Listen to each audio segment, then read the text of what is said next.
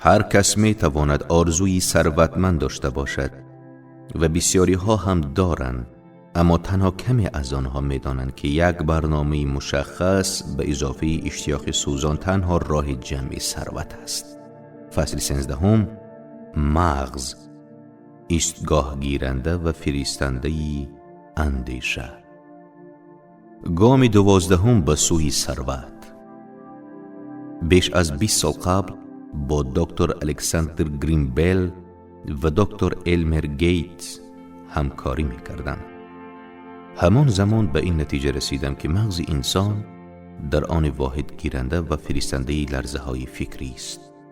مغز انسان مانند اصلی که در پخش برنامه‌های رادیویی رعایت می‌شود، می‌تواند فکرهایی را که به وسیله دیگر مغزها پخش می‌شوند دریافت کند.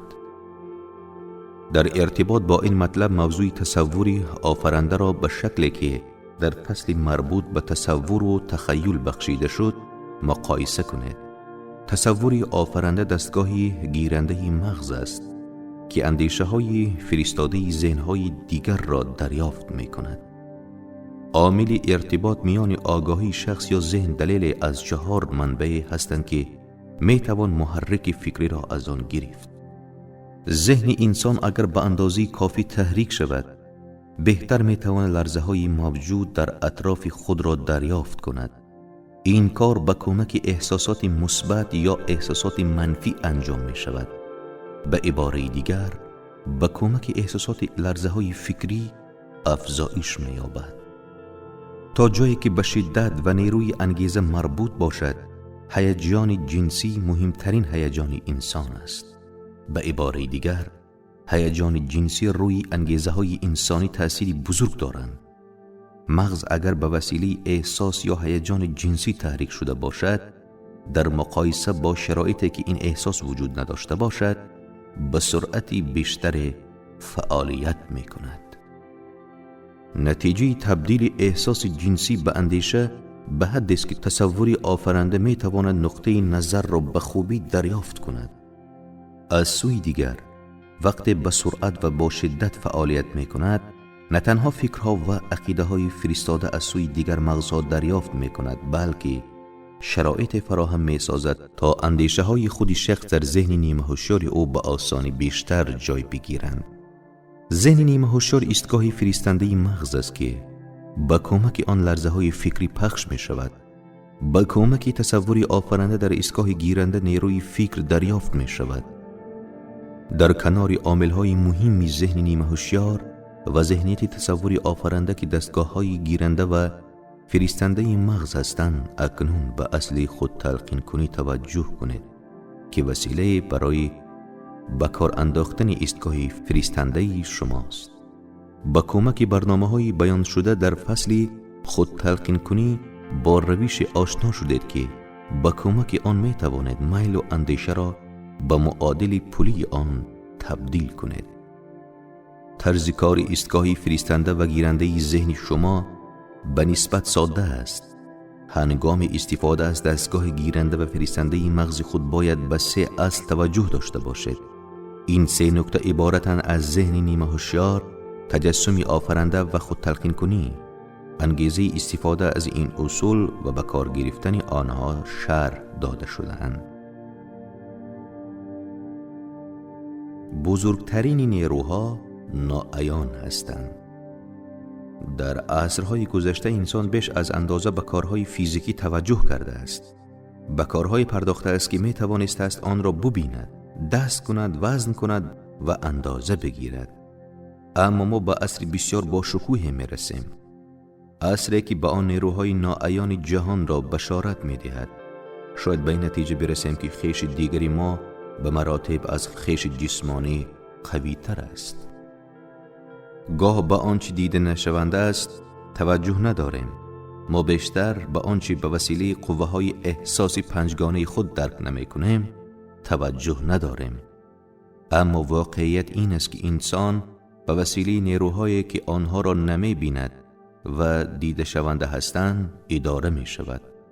همین نیروهای بشری بروی هم توانی آن را ندارند که با نیروی ناملموسی که در موجهای خروشان اقیانوس ها نهفتند برابری کنند.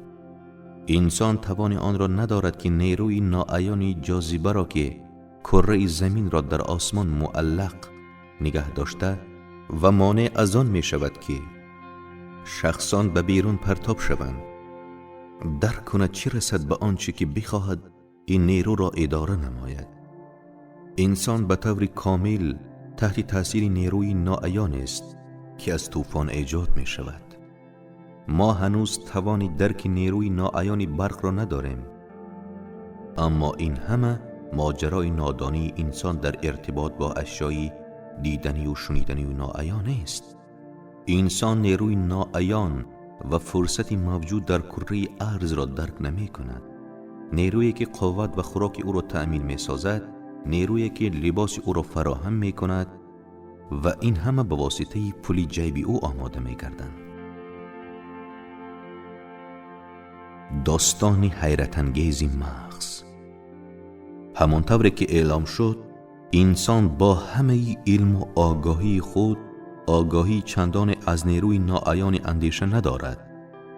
انسان درباره شرایط فیزیکی مغز و شبکه پیچیده و ظریف آن اطلاعاتی ناچیز در اختیار دارد، اما همین انسان در حال حاضر به عصر وارد می شود که این موضوع برایش از روشنی بیشتر برخوردار است.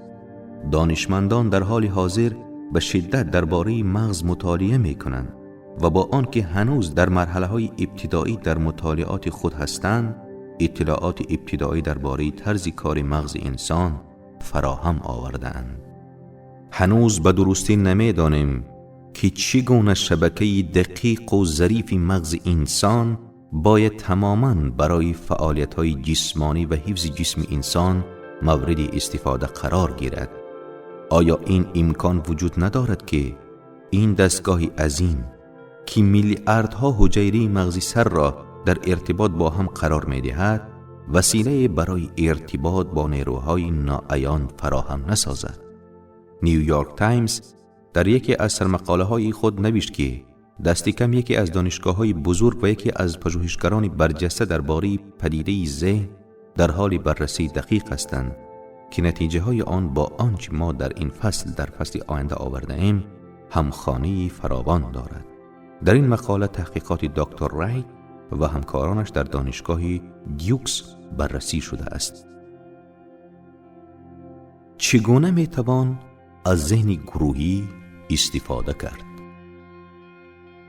همانطور که میدانیم دکتر رایت درباره واکنش مغز نسبت به حس ششم بحث کرده است و من اکنون احساس میکنم که میتوانم به گفته‌های او این را بیفزایم که من و همکارانم به این نتیجه رسیدیم که میتوان به گونه عملی از حس ششم که در فصل بعد مورد بررسی قرار گرفته استفاده کنیم.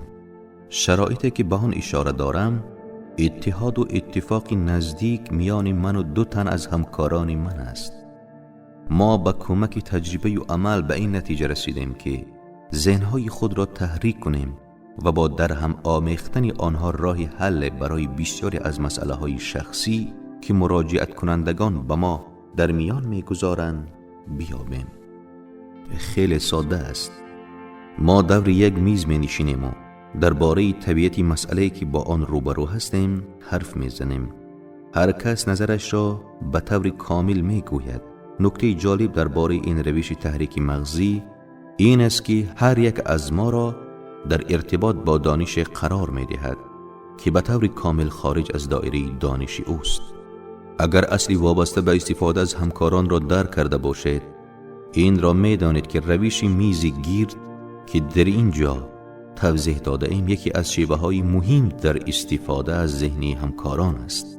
همین شما می توانید با رعایت این نکته فرمولی مشهوری کرنگی را که در مقدمه کتاب آوردیم درک کنید. اگر تا به اینجا این فرموله برای شما معنای نداشته است، پس از خواندن کتاب به این فصل برگردید و آن را از نو بخوانید.